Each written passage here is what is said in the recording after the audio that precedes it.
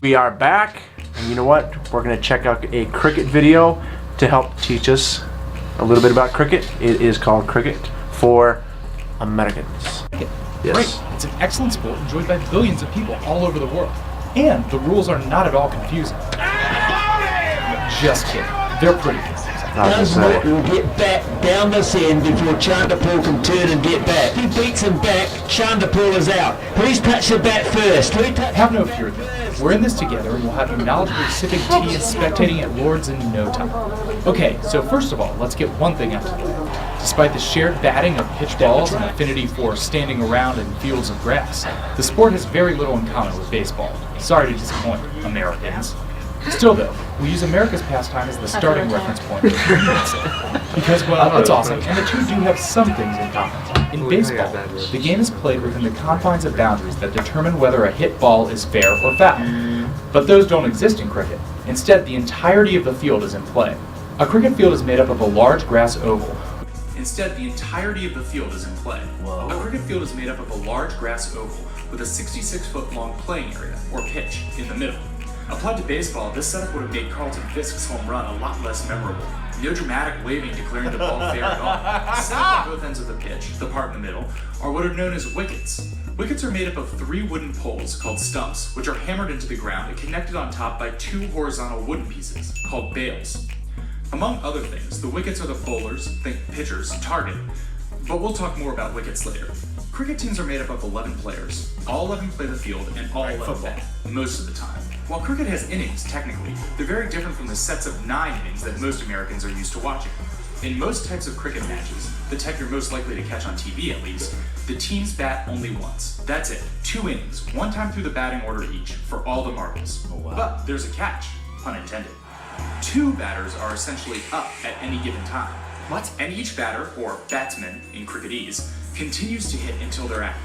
How do batsmen get out? Good question. There are a few different ways. First, if the bowler, again, the pitcher, is able to knock down either a stump or bail on a bowled ball. That is very good.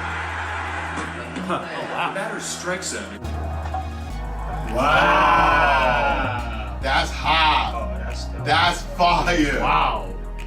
The That's ball deep. is beyond the batter's reach or behind the batter in his natural stance in the wicket, then the pitch is deemed wide, like a ball in baseball, and the batting side is given an extra run.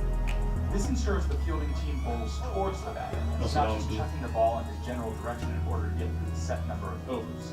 We'll explain overs in a minute. Second, a batsman is out, the hit ball is caught in the air by the opposing team. Okay. That's no gloves. The There third you go. way That's any kind of like batsman can get kickball. out is where Batsman stands by the wicket on the opposite side of the pitch. Okay. Each time the ball is put into play or hit, both batsmen run to the opposite side of the pitch as many times as possible. Each time they both do so successfully, it's a run.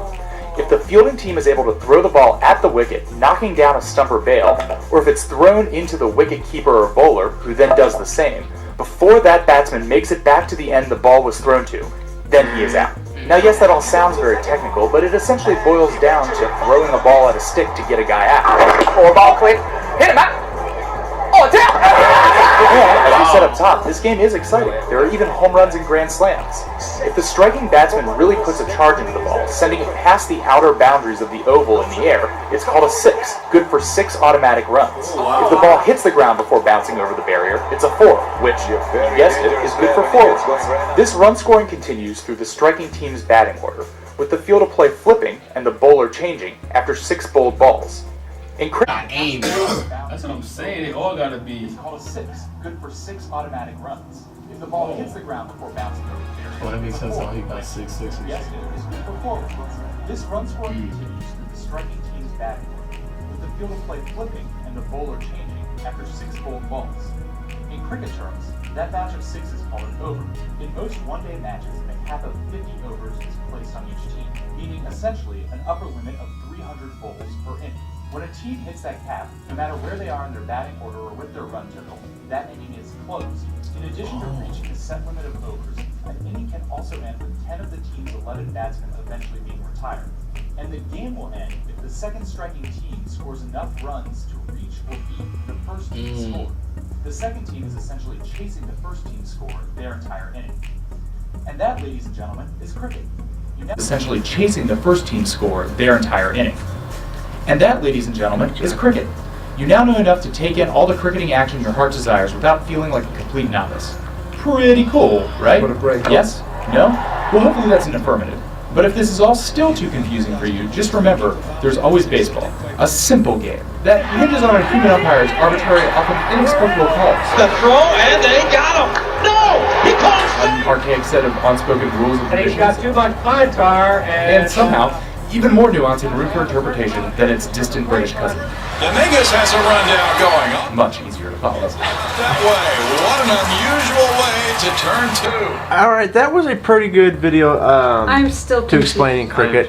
I am too. I kind of got it for the most. The only part that confused me still was the over, the 50 pitches, 300, or the 50. Yeah. That's what That was the part that still confused me. I understood now as far as how to score the grand slams, How many the 6 point- runs, how they 4 get their runs. points. Yeah, how they get their outs. I don't understand any of Knocking it. the stuff off. That I got. It was the 50. It's when they get 6 balls, whatever it's called, an over. Okay, no, and wait, there's wait, 50 overs. Yeah. So you get, was it 6 pitches, six good pitches? Now, wait, do they count the fouls as pitches as well, or do those? I don't think so. Is there No, even a foul? when they we don't when they No, foul. overtime. Yeah, foul is when the pitcher. When they do that, I believe they get throws how many? it away They get like the They get a run, yeah. batting team gets a run or two. I I think. have a headache. Yeah, it says you get a run. Yeah, but it's. Do they still count that as one of the 6, or is that like basically a freebie? I think it's a freebie, probably. Could. It's a very confusing game. It is, but let me tell you something. It's not. If you know all the insides and nuances of baseball, baseball is very complex. Yeah, So, but obviously not as complex as cricket. yeah. Someone said in the comments said cricket. No, Baseball? No, cricket minus brains equals baseball, which is why we like baseball.